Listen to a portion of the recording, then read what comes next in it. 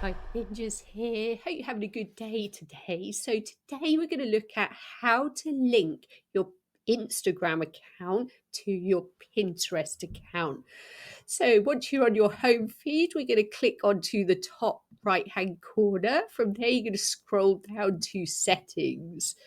Then we want to look over onto the left hand side. We're going to scroll down and click on link to Pinterest.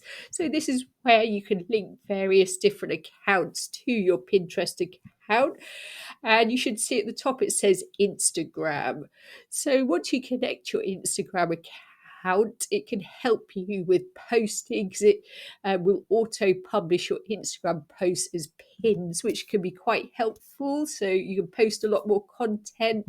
So all you need to do is click on claim and then follow the instructions. So you'll be asked to sign into your Instagram account and then your account will be linked.